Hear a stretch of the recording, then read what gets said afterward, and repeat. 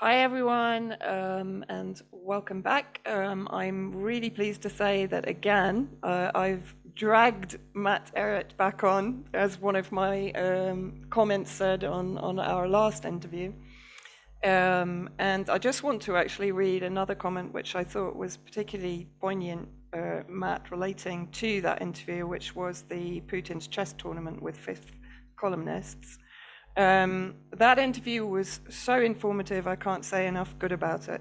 Matt Ehret is so informed and is able to put the truth into understandable context like few others, and I would entirely agree with that and recommend that everyone follow Matt both on Telegram and at the Rising Tide Foundation, and is it Canadian Patriot on Yeah, YouTube? it's canadianpatriot.org, Yeah, and there's a YouTube page as well, yeah, yes. brilliant. Matt, I asked you on tonight to tackle a very complex subject, Israel in Ukraine. The focus has very much been, obviously, on the existence of the far right, the ultra nationalists. I won't call them neo-Nazis because I think we agreed, they've been there. This is not a renaissance. It's a new generation of the Nazis that already existed in this region. Yeah. But with the fact that President Zelensky, who is Jewish, has recently declared that Ukraine will be like Israel,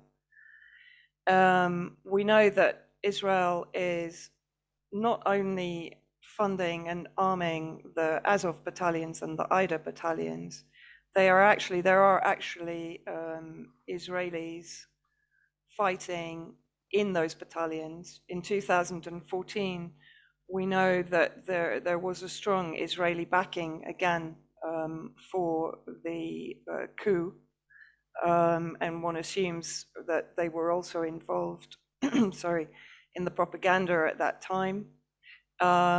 We know that Israel, or the role of Israel, has been very much to develop anti-Russian sentiment within Ukraine. There are organizations that exist within Ukraine that we'll talk about during the discussion, I hope, that are instrumental in furthering the expansion of Zionism globally. So I think what I'd love to do tonight, and I know that both of us are we were discussing before we came on the complexity of this discussion, but let's start from the fact that in Western media, the argument that is used continuously is how on earth can Zelensky be supporting far-right Nazi elements in Ukraine if he's Jewish? Let's start with that and sort of unravel that a little bit if we can. Yeah, I think that's a nice place to jump on board into this very complex, intricate conversation. And as we were talking a little bit beforehand, there are a lot of questions that I have in my mind that I have not resolved. There's a lot of context that I still need to piece together to properly, I think, piece together some of the paradoxes that arise. But one of the big things that confuse a lot of people when they hear Putin describe the nature of the denazification project that began in February 24th is how could that possibly be true when it is a nation run by a Jewish president with a Jewish prime minister? So how could there possibly be a Nazi problem in Ukraine? And that's not that difficult when you start looking at the basic details to sort of resolve, considering the fact that Zelensky himself is really not a person of character or substance. You know, his entire career has been a performer on behalf of oligarchs who have owned his entire career. He's not himself the type of person who he played when he he acted in this Netflix show. What is it called? I forget what it's called now, No, but he me too. basically played the, was it? No, I can't remember. Yeah, something to state. Anyway, he played the president, and it was a comedy. But in that show, he played a person of of actual substance. No, I mean, when you actually look at it, there is such the fact that the person Igor Kolomoskoy, who is a major billionaire, one of the richest people in Ukraine, owns the TV channels, has pretty much owned his entire career, has openly, it's provably in mainstream media has been forced to accept this, has been a primary funder of the Azovs, the Dnipro, the Aidar, which are Nazi-ridden battalions still using the Wolfsangel and other Nazi insignias, the very occult symbols that go back to the Nazi Thule Society, the secret society of the Nazis. The fact that you have people like Beletsky, a leading figure within this, right sector, Pravi sector Nazi operation, who is an advisor to the Ukrainian military. You just have so many situations where you could see that it's not a sovereign government. The government itself has been put there after a color revolution arranged by foreign sponsors under the watch of Victoria Nuland, Joe Biden back in 2014, and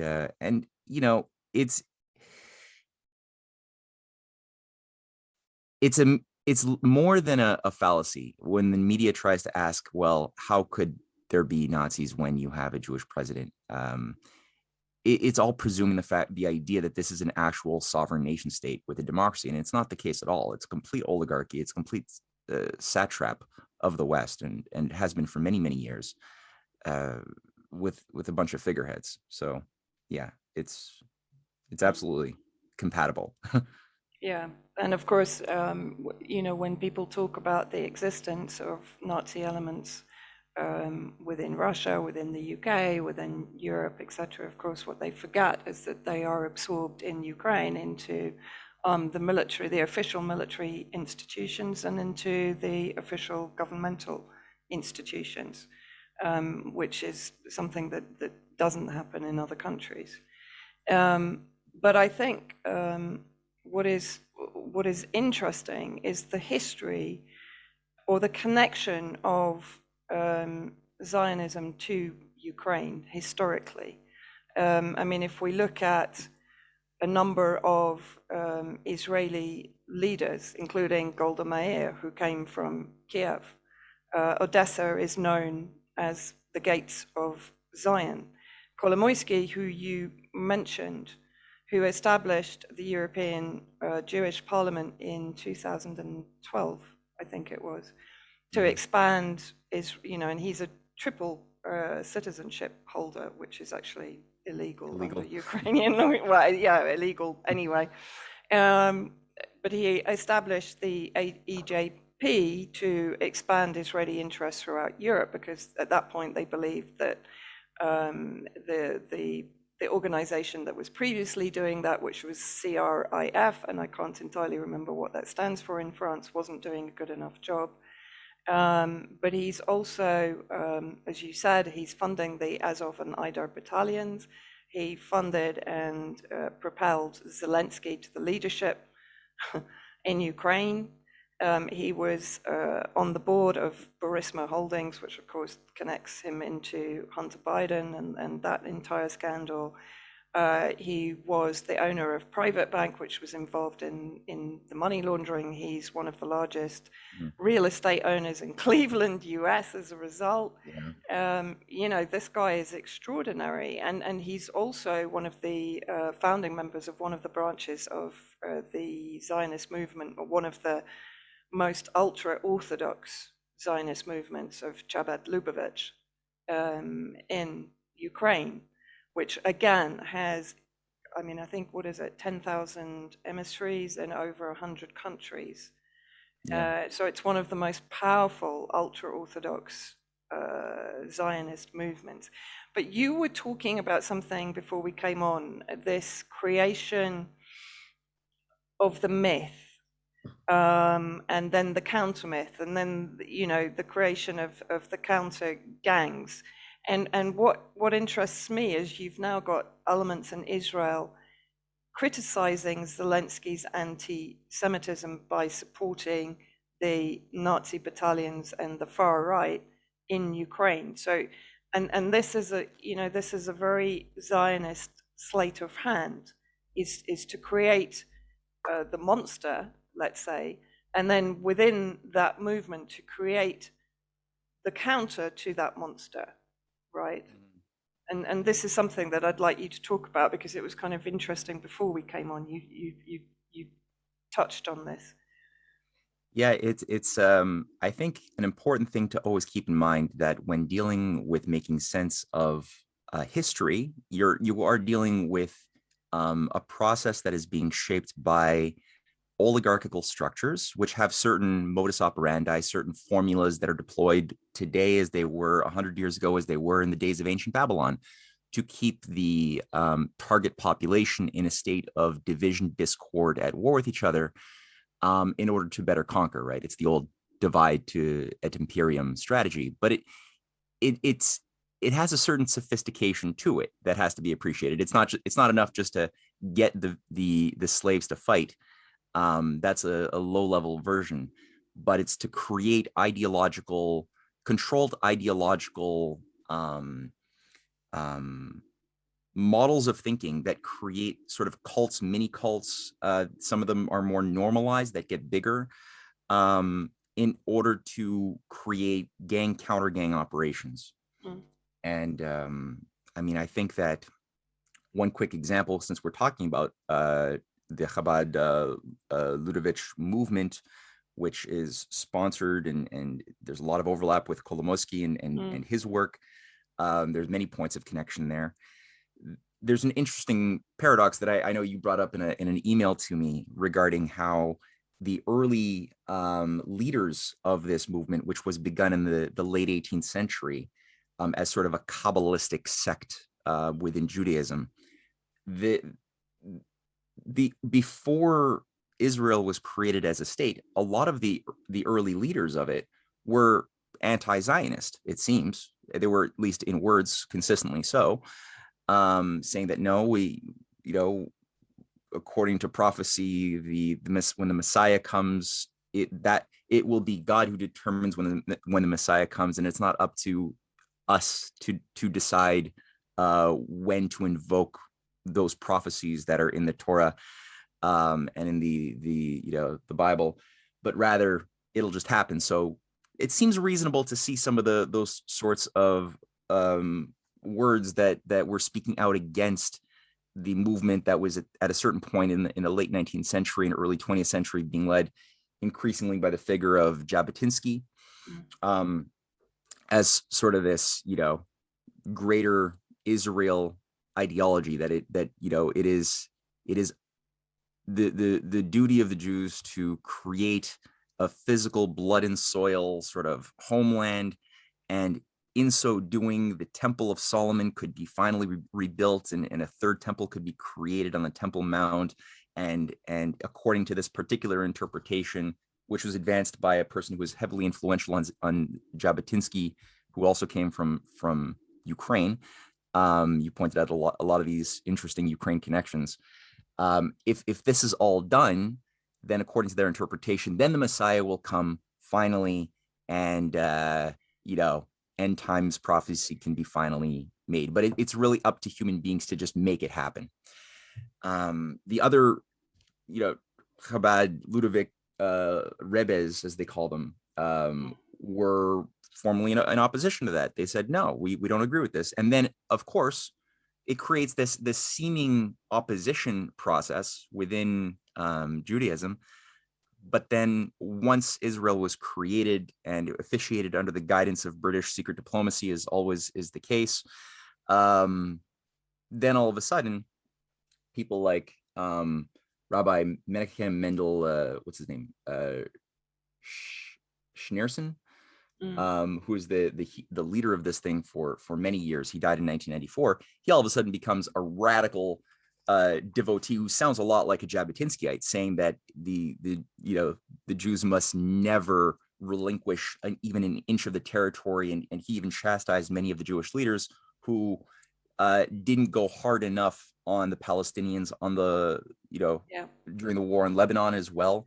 He even said they should have cut off all food and water in order to destroy the Palestinian Authority. And that if that meant exterminating millions of innocent lives, then so be it. It's in God's divine commandment. And you're like, well, how did that flip happen? For 200 years, you were maintaining an anti-Zionist stance, and all of a sudden, now you're sounding like more Jabotinsky than Jabotinsky. Yeah.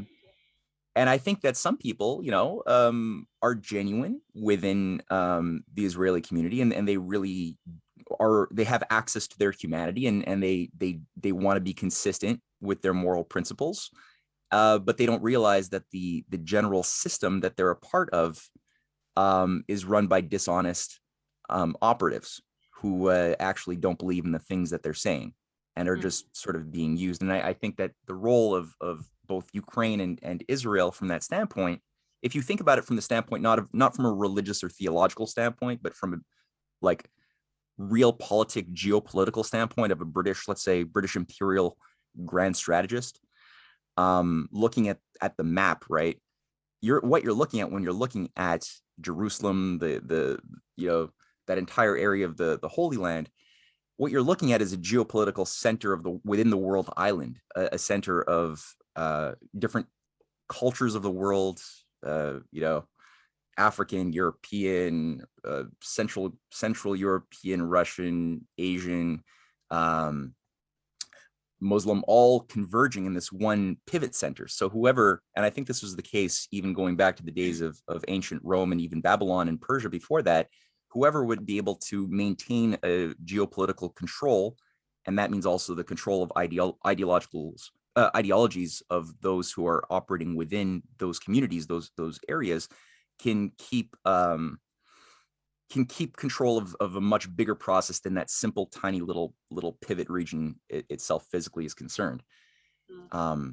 So that's I think a factor in this, and the fact that now all of a sudden, like a lot of these end timers, including in the Christian community, who also tend to work very closely, as we've discovered with the growth of the neoconservatives, right? A lot of these people are premillennialists who all believe that it's sort of up to the Christians to make the Messiah come for the second time. People like George Bush Jr., who found Jesus through basically replaced his former addiction of cocaine with his new addiction of Jesus. not a really great way to come to religion. But this whole movement that he was a part of that really grew out of the 1970s with this conservative revolution, a lot of this was infused with this particular current within Christianity that came out of the 19th century, again tied to British Freemasonry or around the Darbyites, that believed that it's man's duty to bring in Armageddon, to manifest prophecy by physically doing things that will result in burning of the earth, inducing the battle of Gog and Magog over Megiddo, wherever that is, which is very symbolic language in the Bible, right? Like you could interpret that in many, many ways in the last book of the New Testament. But they have a very specific interpretation that basically posits that it's there in the Middle East, and specifically the Holy Land, and we have to do everything possible to burn the earth if necessary, so that the Messiah can come a second time and fulfill prophecy. And so you get an a Zionist American neocon coalition working very closely together, even though they don't really like each other. Right? The Christian variety of these psychopaths believe that when it happens and we burn the earth and the Messiah comes for the second time, all of the Jews will be converted and they'll become Christian. The Jews don't believe that at all. But those particular Jabotinskyites who also believe in effectively the same effect, right? Inducing burning of the earth to bring in the Messiah for the first time. They think that they could use their American idiots as useful tools, and they both kind of get along in an uneasy alliance. But it's and I think just today it's increasingly Ukraine, which is becoming a more strategic center. So they're shifting the focus from that's interesting, the Middle East to being now the heart, the underbelly of Russia in Ukraine, and now that's the new mythology. That's going to be the new Zion, where the Armageddon now happens, where we can finally do that and then build the third temple and whatever else. So Yeah, I mean that's in. I mean, Jabotinsky came from Odessa, the gates of Hmm. Zion. I mean, he also established the Baita youth movement and the Ergen, which of course I consider a terrorist organization, along with the Stern Gang, basically. So this guy, I mean, Chabad Lubavitch, if I understand it, they're responsible for the majority of the price tag killings in occupied Palestine. They don't believe in the Palestinian right of return. They consider that all non-Jews have the souls of animals, and they have fairly interesting views on organ extraction also. What's So what are their views on that, if you don't mind me asking? Because I know you're um, much more informed than I am, so I'm gonna do Well, some no, more. I mean, basically, they have a view on that in order for the furtherment of their people, they are able to extract the organs from non-Jews. Uh, So, therefore, they support organ extraction, which we know is an ongoing thing, in particularly in occupied Palestine. But Israel is actually one of the world's most renowned organ traders, right? mm, And that's something that I've focused on inside Syria through the White Helmets and various other organizations that were implanted here, and part of their role was human trafficking, organ trafficking, which was an extension of the operations in Kosovo in 1999, carried out by the KLA, which also consisted of Al Qaeda elements and Albanian warlords. mm, mm. But Jabotinsky, which is interesting, he is also claimed to support Simon Petlura, who was the former General Secretary of Military Affairs of the Ukrainian People's Republic, and who Zionists now say was responsible for the deaths of 50,000 Jews in 1920s pogroms. So what is interesting is what you were saying, or what you alluded to, is when the religious ideology is abandoned for real politic gain. Because Jabotinsky, according to historical records, saw a parallel for Zionism in Ukrainian nationalism. So, are you, what I'm interested in here, so are you saying that then at that point, political Judaism or geopolitical Judaism overrides the religious? Oh yeah.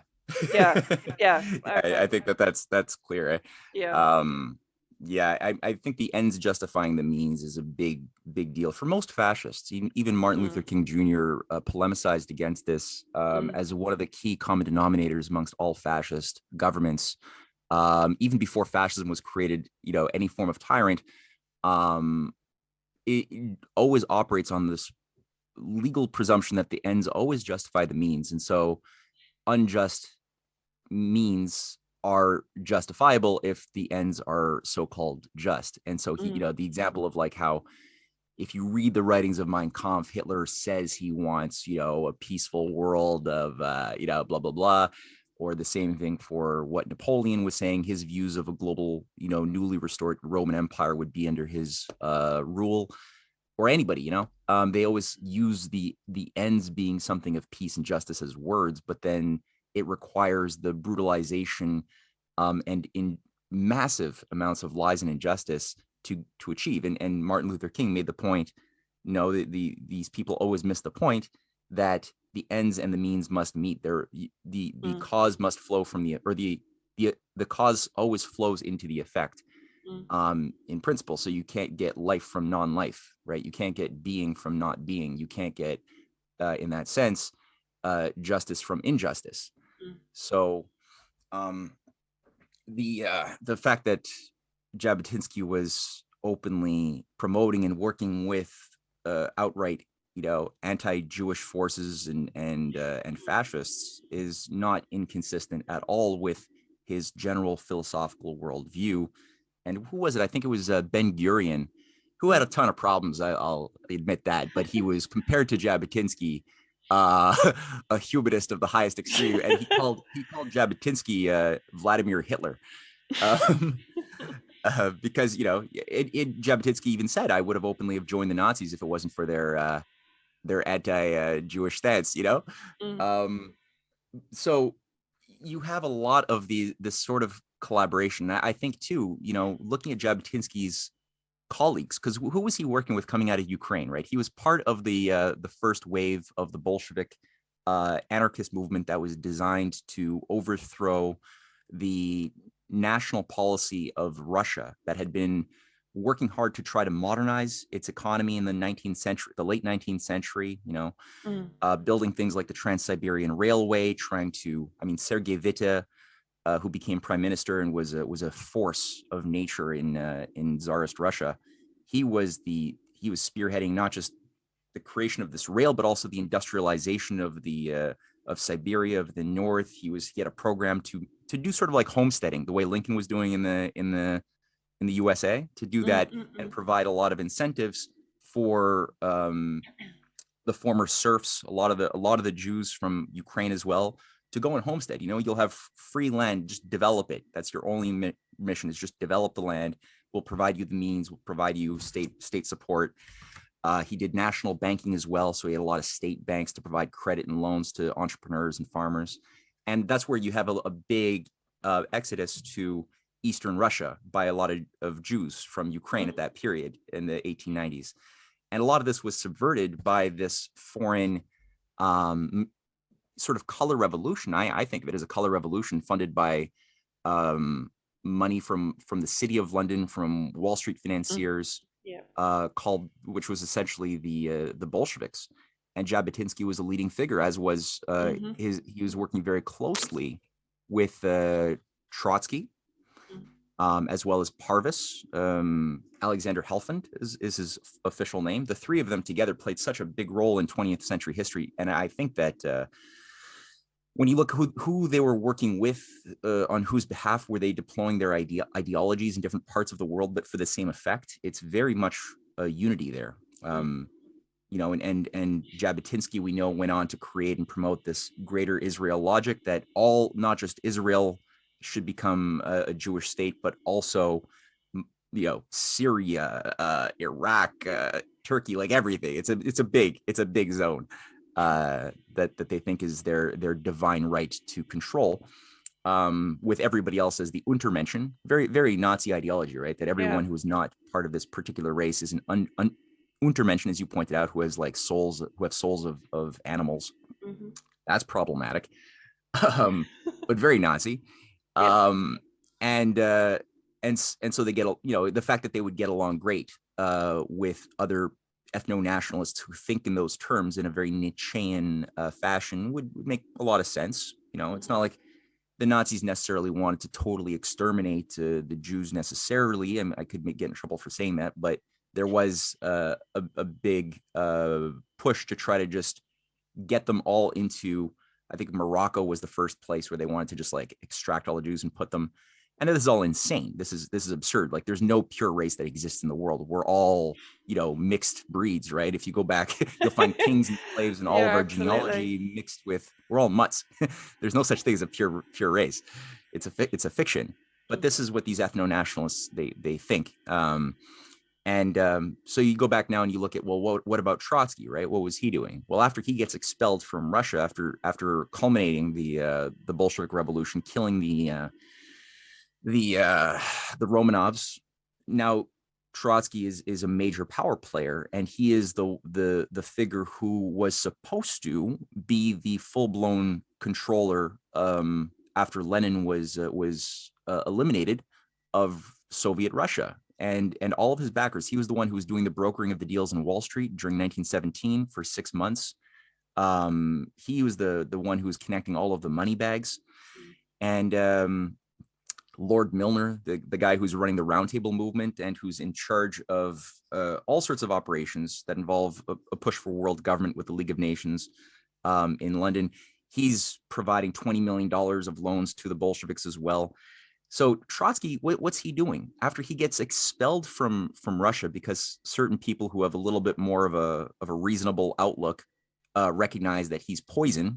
Because what is he saying? He's saying we need to, after doing what we just did in Russia, we have to go on and have permanent war, permanent revolution Yeah. everywhere in the world to purge human beings of or all of humanity of all of our traditions and our old habits and create a new type of human being that never existed before. The Great And Reset. the great reason, that's exactly it. That's Yeah. totally it. And Stalin didn't agree with that. And they had this completely um, no holds barred fight where Stalin was like, let's just figure out how do we make this work in one country. He had a bit more of a rational orientation. He's like, let's not try to just extend burning the earth here, okay? And it was unresolvable. And Trotsky gets purged. He gets kicked out of Russia, thank God, in that sense.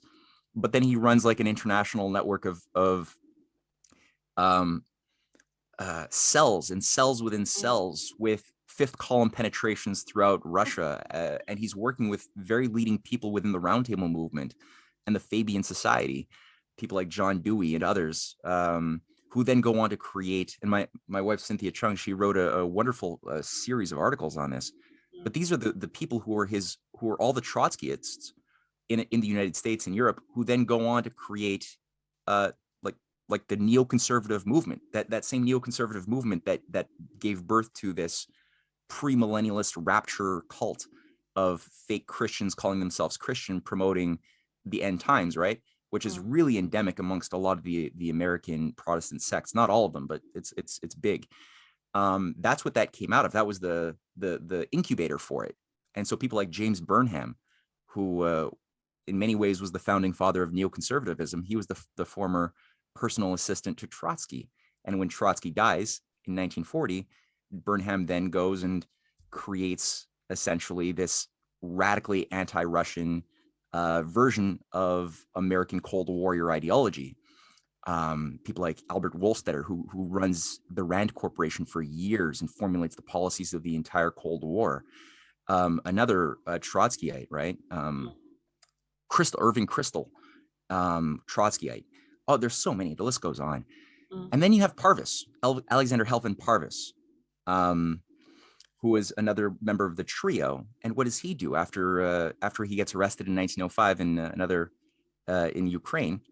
Um, he goes on and he then works to become the primary financial backer and arms supplier to the Young Turks that then destabilize a very weakened Ottoman Empire, and just induce the first Balkan Wars that are integral to getting Russia sucked into World War One.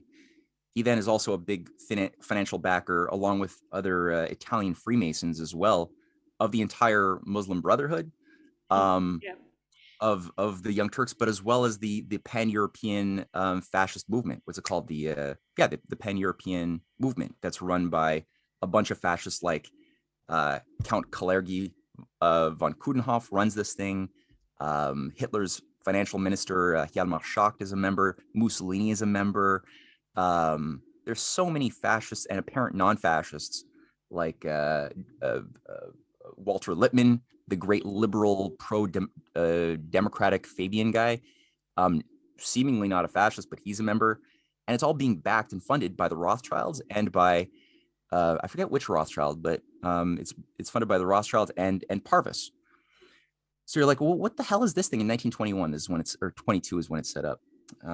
So all of Which there's is the different. same time that Jabotinsky was establishing um, a Jewish nation effectively in Ukraine with the concessions from Petlura, who allowed them to create their own military police formation, which would be independent, except in the case of a war with Russia. This is interesting That's super because, interesting. yeah, because what I want to come on to actually, so bearing that in mind, so even back in the 1920s, this ultra Orthodox, ultra nationalist on a secular level, Zionist movement was collaborating with nationalists in Ukraine to form a military police organization which would be independent except in the case of war with Russians. Fast forward now, of course, and we see these Zionist secularists actually arming the Nazi battalions against Russia. I think also, it's interesting to note that the B'nai Akiva, I don't know if I'm pronouncing this, and the Hashomer Hatzer youth movements, which were integral to the Nakba, the ethnic cleansing in Palestine post Second World War, were founded in the Ukraine. So, where the focus has always been on the establishment of the Zionist movement, this movement predated that. But what I want to come on to here is the claims that Putin, who has been shaking hands, let's say, with members of the Chabad, how do you pronounce it? Chabad Lubavitch? I think it's, I think I've heard people say Chabad, so that's what I say. Okay. Lubavitch, yeah. Movement in Russia. But, me personally, I tend to see this in the same way that I see his shaking hands with the oligarchs at WEF, at Davos, etc., to ward off the threat, in a sense, to keep your enemies close. Is that how you would interpret that? I tend to think very similar to you as well, that in the world of realpolitik, you have to sometimes shake hands and play ball with bad people, just in, and that's part of just the way the world works. You can't be we'd all like to see human beings acting like angels and just being constantly on the side of righteousness and justice and saying only the truth all the time openly. You won't understand anything about world history if that's how you're expecting, or if that's the standard one brings to the table. Of course, there's so much that we don't know, right? We're people who are trying to be as well informed as possible and come to conclusions and assessments by triangulation from a variety of factors, where we have to infer what we don't have direct. We're not part of secret meetings, secret deals. I don't know all of what world leaders have to negotiate with. I just sort of can look at the tendency as a process over time of what is there a consistent effect between their words and their actions, or is there an alignment or a disalignment, and what is the general effect of somebody's actions in politics through their policy. And I see with Putin, there has been a 20 plus year consistency overall, that gives me a sense that he is not on board with the designs of more nefarious characters, as you pointed out, from the World Economic Forum, who I know what their agenda is. I know a lot of, I have a pretty good understanding of these radical Zionist groups that he often shakes hands with in terms of what they want as well, which is not that different in many ways from the liberal fascist networks of Davos. It's actually remarkably similar. So what do you think their agenda is?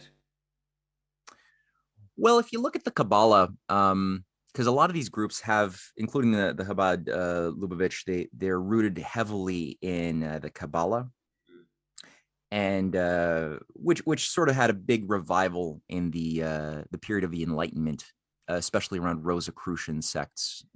People like Francis Bacon, who was a leading Rosicrucian, Francesco Zorzi earlier, John Dee, a leading intelligence agent and a Rosicrucian mystic in the a real occult figure within the British shadow government.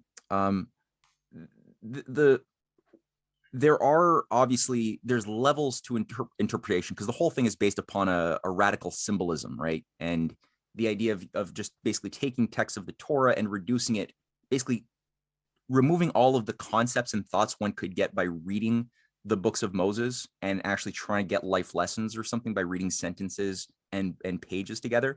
That's all removed. And essentially it becomes just seeing these texts as a series of symbols that have sounds and frequencies. And you could sort of, using certain guides like the Zohar, there's a few other texts that are used to guide your experience using like incense, candles, darkened rooms, sounds. It's basically a deconstruction, a self-hypnosis process of meditations that goes with this, with certain guiding philosophies.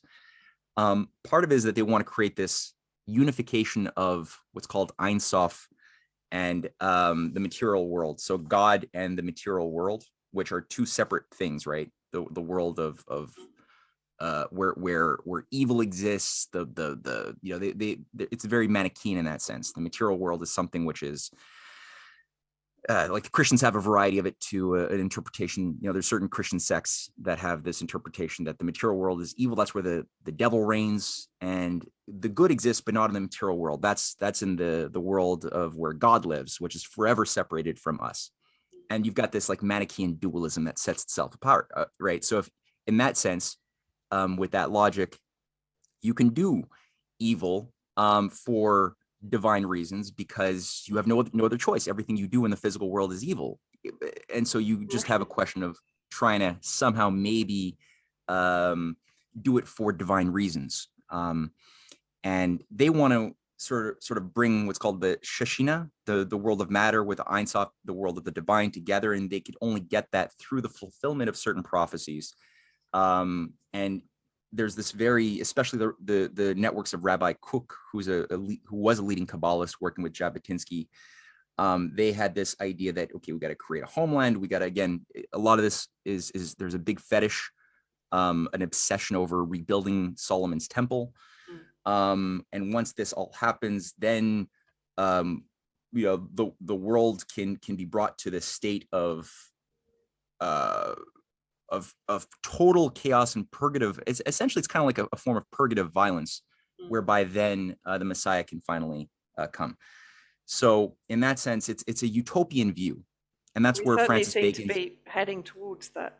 Yeah, in that sense, exactly. Yeah. And when you look at like people like you know, the ideologues at the World Economic Forum, they're also very much of that view that we need a mass culling of society to create a new utopian transhumanist world order, which will be much more underdeveloped, like underpopulated. People will be much more behaved. A new type of human being will be created that's never existed before. And with new values. That's what the Pope Francis, who's also integrated the Vatican into the great narrative project and by the World without Economic souls, Forum. you know, what is it, Yuval Harari, that we will be without souls, which is effectively the realization of the myth that all non-adherents to Judaism have animal souls. So we will be reduced to non-human. Yeah, all of that stuff. Like these people really, they see in that sense, and they see things like morality and principles. They see that as having no existence. It's only useful as tools to get the sheep to self-organize, to utilize, you know, concepts like justice or morality or conscience as useful tools by the elite controlling the shadows on the cave wall, so that the poor will, or the victims will be able to, or be more controllable. But the higher elite, those who have gone through the rites of initiation and have purged themselves of the false traditions of their society, of the material world, they are the enlightened few who know that there is no such thing of right and wrong. We've transcended that, and we're above good and evil. And so there just becomes a will to power. That real justice is simply your ability to impose your will, to satisfy your desires, whatever else. And they have their own inner ideologies, their own inner religious orientations, which you hear echoes of when you listen to the creepy Yuval Harari speaking about the age where human beings will finally escape the age of chaos, which has always been forever since the beginning of the Big Bang, right? We've just had this orderless, purposeless existence with no soul, no God, no reason, just chaos and randomness. And now finally we have intelligent design, as he says, which has been the purpose of everything. Ignore if it sounds like there's self-contradictions in what I'm saying, it's because there are. They don't work through their own self-contradictions. But now he says the age of intelligent design will have, as intelligent designers, such people as the CEOs of the World Economic Forum, of Google, of Facebook, where we can get control, right, of the forces of nature for the first time. And that's the Mm, purpose. He's like, at mm, that point, it's the end of history. It's the end of all. Once that happens, we've merged with machines. We've used CRISPR genetic modification. We've created the perfect caste system of alpha, beta, gammas, alpha pluses, all controlled by what? We don't talk about that. And then they're basically that we've entered a static age of perfection at that point in their ivory tower computer model of what they think the future should be governed by teleologically. So there is a certain cosmology, mm. um, but it's insane, and it has no connection to any of the evidence of what the universe or humanity actually is or does. Right? Yeah. They're imposing their own limited static Computer view onto programming. onto the whole Yeah. universe, seeing Yeah. so in that sense, yeah, it's very much tied to all of these end times cults that all have a certain commonality of some form of purgative violence to purge humanity from the past to create a new society, whether it's Trotskyism and the permanent war, permanent revolution, or of Bakunin also is a big part of that, or whether it's there's variants within the Arabic culture that was again created by a lot of Orientalists from the British Mm-hmm. colonial office and British Arab Bureau over the years, who put specific types of currents that they wanted to take over control of the Muslim world. Right, this is where Zbigniew Uh, Brzezinski, Sir Bernard Lewis would jumped you on the include bandwagon there. Muslim Brotherhood in that? It seems so. It Mm, seems that that's there's a lot of British Freemasonic roots there too, which mm, imply that likely so, likely yeah, so. yeah. Yeah. There's also an element of Satanism and occultism from what I've seen, particularly on the ground in Syria, through the actions of the proxy armed groups that I'm seeing repeated now by the Nazi and ultra-nationalist elements in Ukraine. Mm. Um, the forms of killing, for example, the dismemberment of corpses, the impaling of heads on stakes and being used as a ward off against Syrian resistance.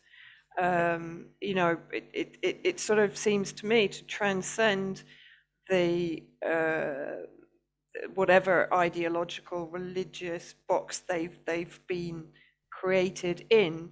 It seems to transcend that. Mm. Does that make Mhm. sense? I it I think so. I mean, the if you look in the when you look at the religious works, whether it's the Old Testament, the Hebrew Bible, or you look at the Torah, or you look at the Quran, or you look at the New Testament, you'll find a lot of emphasis on certain common, very positive, good principles. If you're sensitive to it, you'll find it. Mm, These beautiful life lessons and words of wisdom that indicate that we should love God, love our fellow man, act in justice. Right? There's all sorts of good things, and good people who are not psycho yeah. spiritually broken will be reasonable and will resonate to those lessons when they sit down and they read their Quran, they read their Torah, Hmm. they read their Bible, and they'll become good and good people, and they will do good. And then the question is, well, okay, well, what about the people who are really psycho emotionally broken? And for a variety of abusive reasons, right, culturally, familially, whatever, ideologically, in their messed up education system, well, they will tend to resonate with those things that reinforce their already anti or cynical, misanthropic view of humanity, the world, the universe themselves. And then those parts of the text will be things that they resonate with, and they'll interpret everything from that filter. And this is where you get a lot of these, I think, um, like if you look at the types of approaches to the various madrasas that were being funded by Operation Cyclone under Hmm. Zbigniew Brzezinski for the tune of what, $500 million in 1979, or starting then, Hmm. and with the help of a lot of the worst elements in Saudi Arabia and Pakistan, who were all part of the same groupings. They were teaching of a variety, a version of Islam that had no bearing on any of the positive principles being taught in the scripture itself. and the idea of just destroying anything, the fact that the biggest victims of these sects were actually Muslims and not Jews or Christians. Even when you look at the body count, it's like anybody who doesn't adhere to that specific variety or version becomes seen as Untermenschen again, not having lives not worthy of life. And in that sense, all sorts of atrocities can be done to them. It's the We had the same thing. dehumanization, isn't it? I mean, Dehumanization. Yeah, effectively, we saw that's the what same they're thing. doing with Russia. I mean, Russians are Exactly. Yeah. becoming the Yeah. Untermenschen now.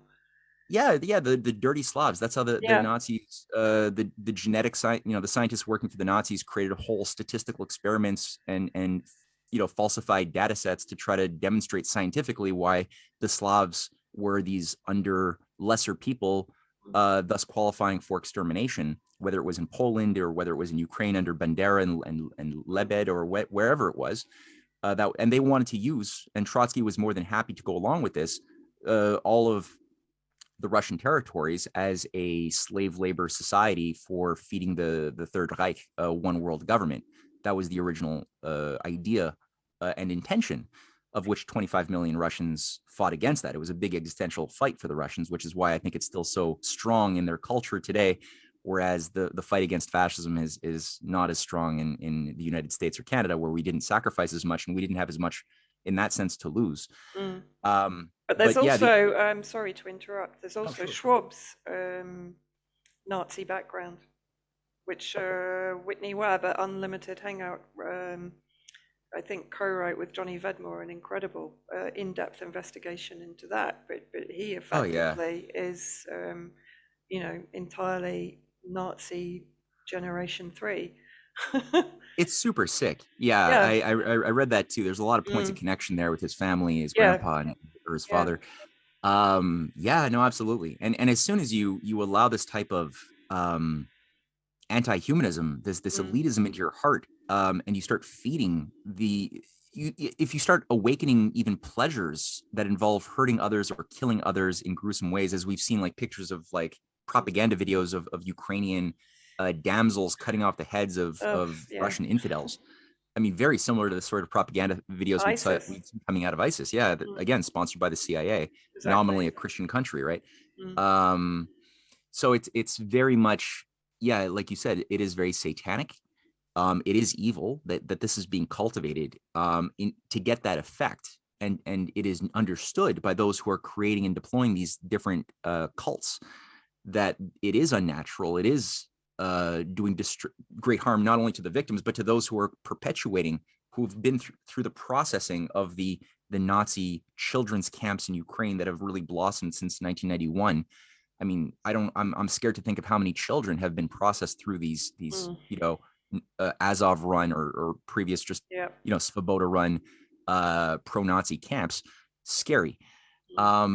But these kids who are going to be carrying out atrocities or who already are doing it, they're being victimized too in that sense. Their humanity has been taken from them as they've become instruments for a higher geopolitical will. Same thing for these poor people in the Middle East who then became radicalized. They were living in poverty. They didn't have any economic opportunities, and so without any sense of hope, they were ripe for being radicalized in these specific madrasas and other things that guaranteed them this great paradise of hedonism if they just carry out a certain type of jihad according to their programmers, right? Their handlers.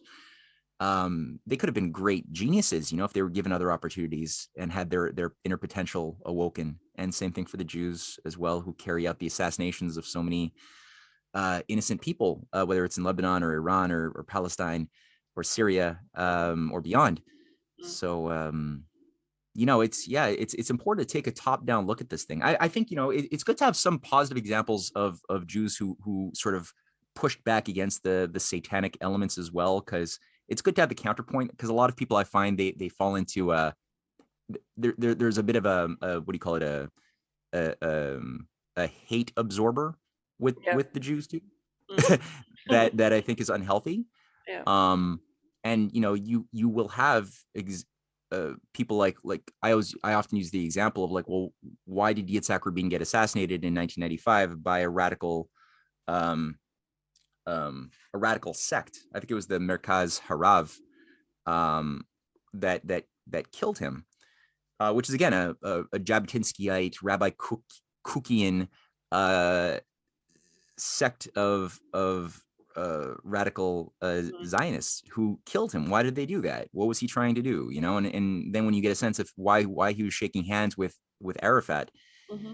at the Oslo Accords, and how he envisioned and was he basically recognized that the future belongs, as he said, to those who have the courage to change their axioms, and that he recognized the approach he had been taking from the 70s and 80s was wrong. He changed, and he recognizes that we ultimately need Jews and Arabs and everybody. We need economic development, and he was really trying to get mutual development of infrastructure, water desalination, and other things that would be things that could slowly begin a healing process, which were in the needs of everybody living in the Gaza Strip and beyond.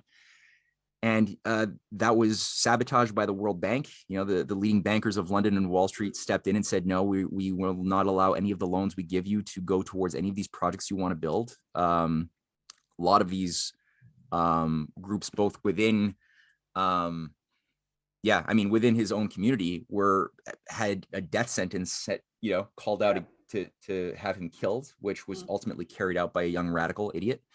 And it was nothing was ever approximated that had that type of potential for functional peace in the zone, because you have to have economic development. It's the same thing for Ukraine too, right? The Nazi problem in Ukraine wasn't that big until the collapse of the Soviet Union. Ukraine had the highest per capita GDP ratios in all of Eastern Europe. It was like the best place to live in all of Eastern Europe, an industrial hub. People were not starving. They had a lot of hope for the future. And so there wasn't a lot of fertile soil for these Nazi romanticizing networks to sink their roots into. And it was only it's been 30 years now where the Ukraine went from the highest to now literally the lowest per capita GDP country. It has the greatest degree of criminality, of corruption. No, not a lot of hope, no economic opportunities. It was systematically crushed by the IMF, the World Bank. And as an effect, it was understood that with that despair, the culture of despair, you would be able to radicalize people who would then want, kind of like what Germany went through after 1923, right? You destroy the people with hyperinflation. You destroy their means of production under the Treaty of Versailles, with the effect, knowing that desperate people will then be more radicalizable and will embrace some sort of anything that gives them a sense of dignity, which is why they call it the revolution of dignity, right? In 2014, it was total propaganda, but that was what was done as well with the Nazis. You'll have dignity again, you'll get revenge on all of those who did us wrong, and people just flocked to it because they were in despair. You can't get that if you have economic development, though. Yeah, exactly.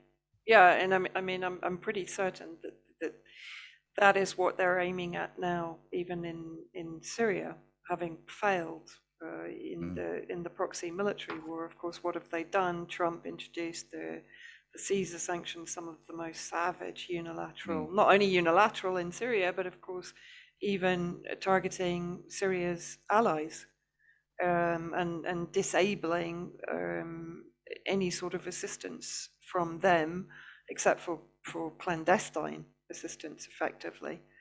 And really decimating civilian infrastructure, burning entire swathes of agricultural land and crops, occupying oil, occupying water, cutting off water.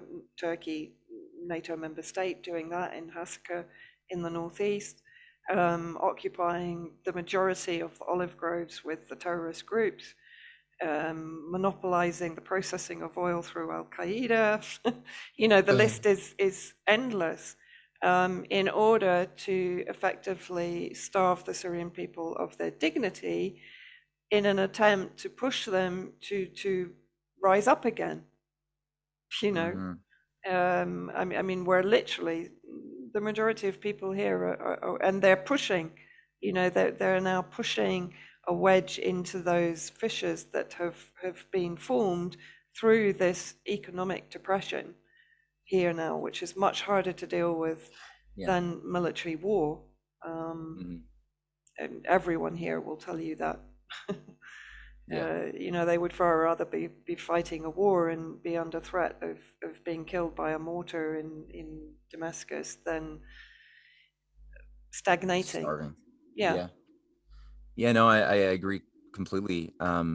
That's for me, like, why I have a lot of it's so important in my mind that the Belt and Road Initiative not be sabotaged. There's a war against it on so many levels: asymmetrical warfare, ideological, economic warfare, sanctions, speculative attacks. There's everything being deployed that people just often don't see because our mainstream media doesn't look at it. Even much of the alternative media doesn't know how to properly evaluate a lot of the dynamics of this.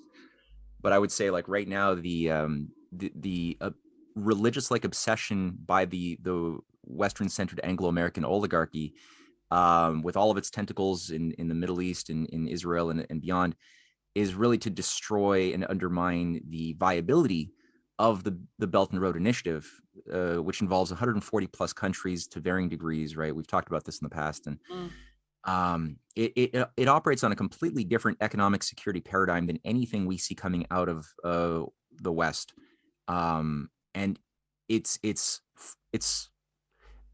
much stronger than it was supposed to be. I mean, a lot of people, I think, expected this thing to fail a lot sooner. It had only been unveiled at the end of 2013.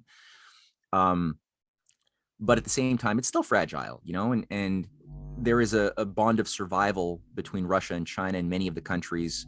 Pakistan is weaker. They just suffered a big blow, I think, with the ouster of Imran Khan, led by the U.S. State Department, Donald Yu, who threatened Pakistan with severe repercussions if they didn't get rid of Khan. And I mean, Pakistan was playing a very important stabilizing role on a variety of levels, both with China, with the China-Pakistan economic development, but also with Russia, as well as with Afghanistan, right? Pakistan was a key broker of this recent agreement about a month ago that involves extending the BRI more deeply into Afghanistan as part of a reconstruction there, which also involves rail into Iran, into Iraq, into Turkey, into Syria.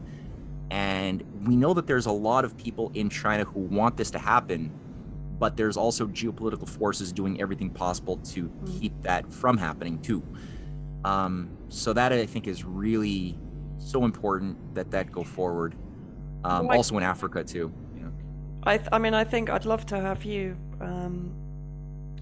back on to discuss that entire subject, the whole Belt and Road Initiative, because here in Syria it's something that is very much at the forefront of discussions and visions for the future here in Syria.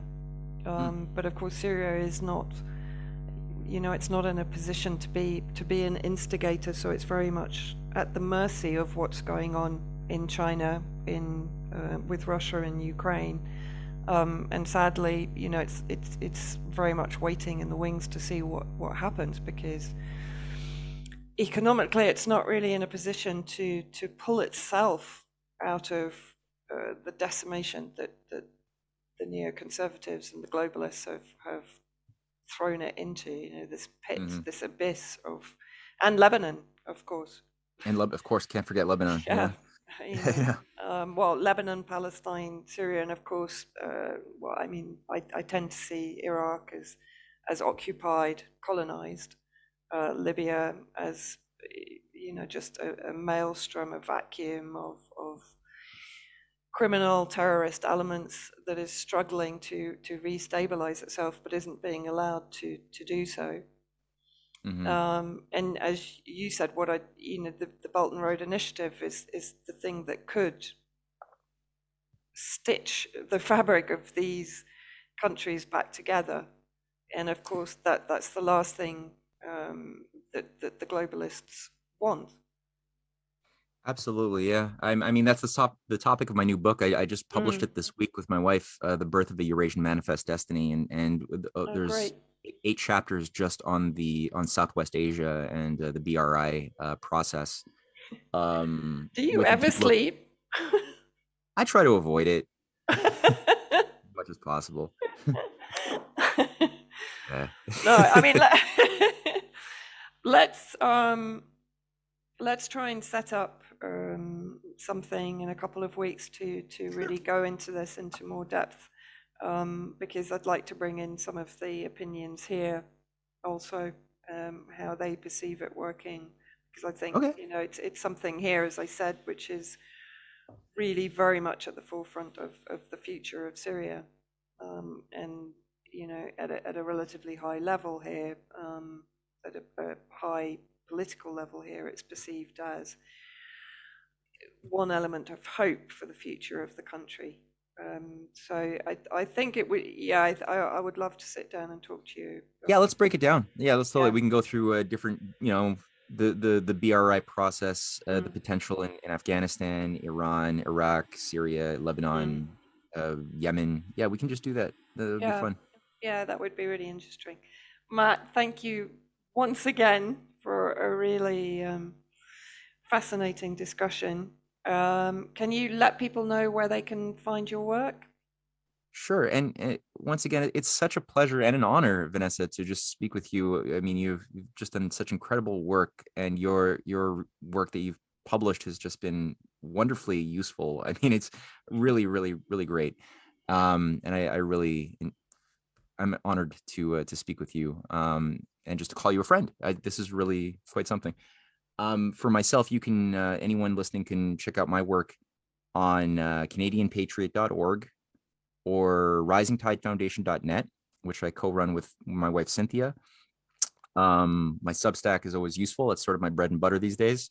MatthewEhret.substack.com, and the book series now, it's a trilogy on the clash of the two Americas, which is now finished, and that's available on my Canadian Patriot website as well. And just remind people of the book that you've just published. Yeah, that's it's got a picture of Benjamin Franklin looking at you with the Belt and Road Initiative stretching from China through the Southwest Asia and Russia to Europe. And it's called The Birth of a Eurasian Manifest Destiny. It's about 400 pages.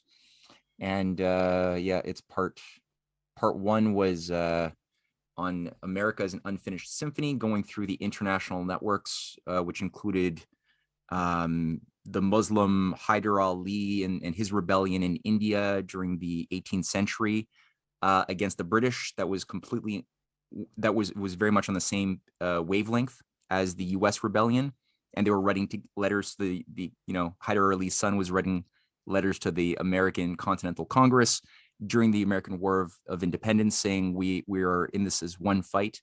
And you had the Emperor Saidi Muhammad of Morocco, who was also giving protection to U.S. ships against the Barbary pirates that were often being controlled and deployed by the British and the British Empire.